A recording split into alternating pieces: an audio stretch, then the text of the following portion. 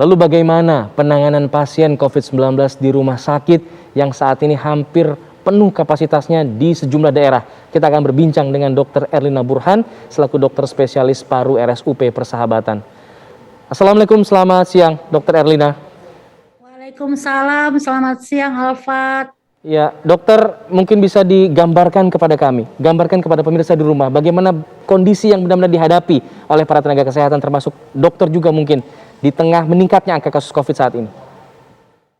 Kondisi di rumah sakit kami yang sekarang ini sudah menjadi rumah sakit rujukan COVID, ya sudah ditunjuk oleh Menteri Kesehatan bahwa kami hanya memberikan pelayanan untuk COVID.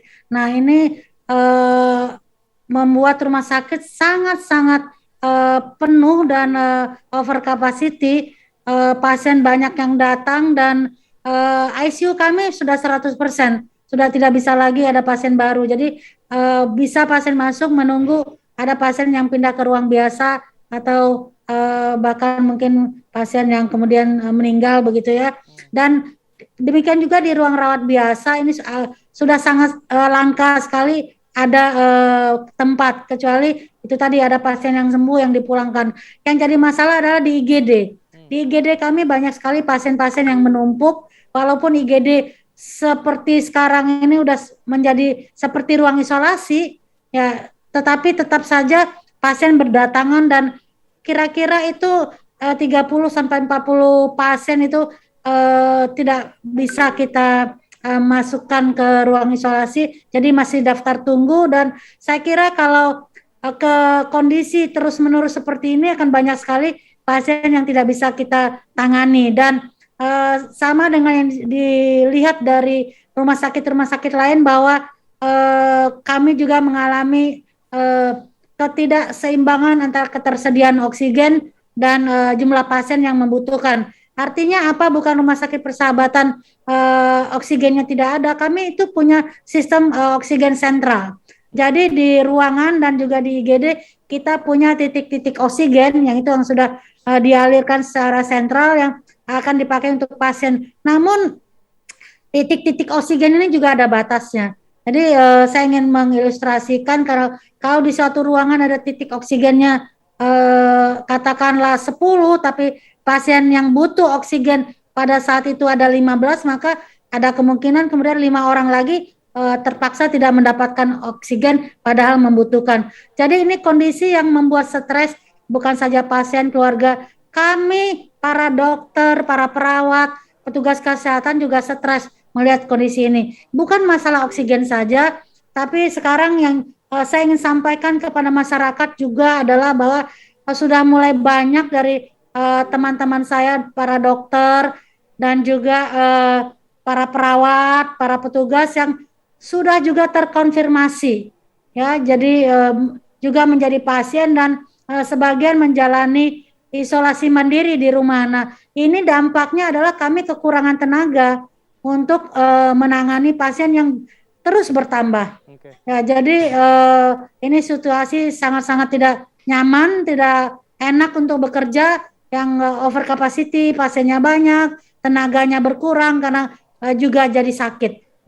Dokter, ya, dengan kondisi seperti itu tentu akan sangat sulit jika kemudian memaksakan diri ke rumah sakit. Nah, bagi mereka yang kemudian terpapar COVID-19 dan berpikir ulang untuk tidak ke rumah sakit, apa self emergency treatment yang bisa mereka lakukan secara mandiri begitu, Dok?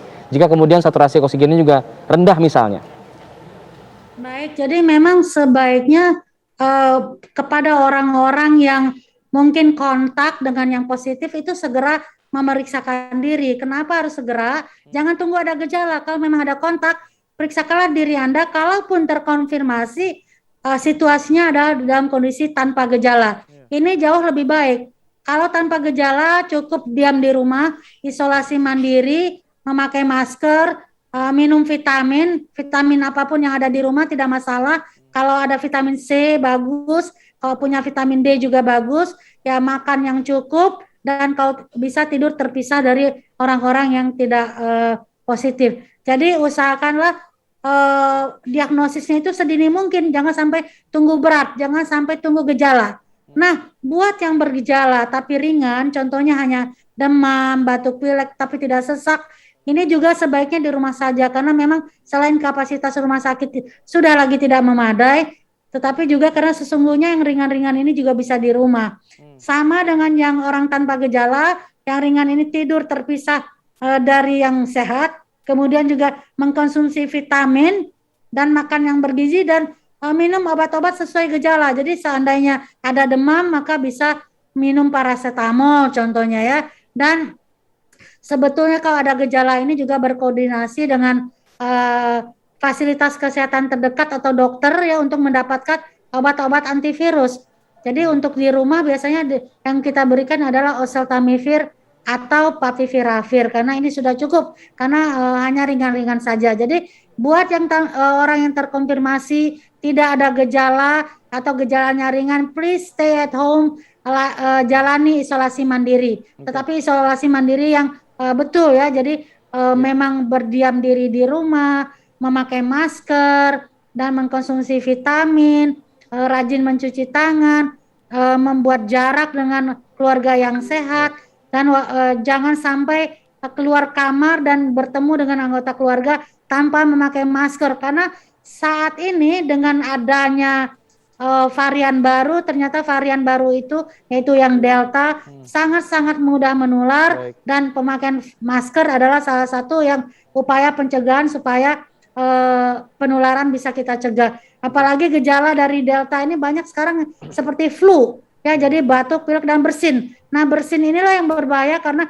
bisa melontarkan droplet ke udara dan bisa terhirup oleh orang lain. Jadi jangan lupa tetap pakai masker untuk yang isolasi mandiri di rumah, walaupun ada di rumah dan di kamar, ya. Tetap menggunakan masker dimanapun berada. Oke, itu kan untuk yang kemudian berada di rumah isolasi mandiri. Tapi ini banyak juga pasien yang sudah terlanjur ke rumah sakit tapi tidak tertangani, berada di ruang IGD atau di tenda misalnya. Ini apa yang bisa mereka lakukan, Dok, untuk kemudian bisa meningkatkan daya tahan tubuhnya di tengah kondisinya saat ini?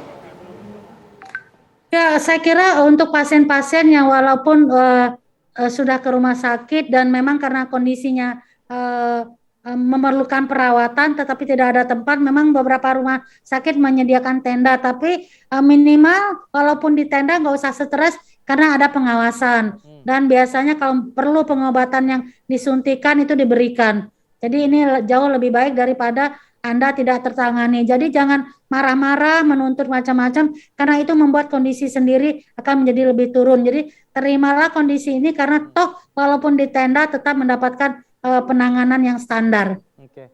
Terima kasih dokter, semoga ini menjadi gambaran untuk pemirsa di rumah agar kemudian tetap menjalankan protokol kesehatan dengan sangat ketat sehingga tidak terjadi kepada kita semua. Terima kasih Dr. Erlina Burhan sudah bergabung bersama kami di Kabar Siang. Selamat siang. Assalamualaikum.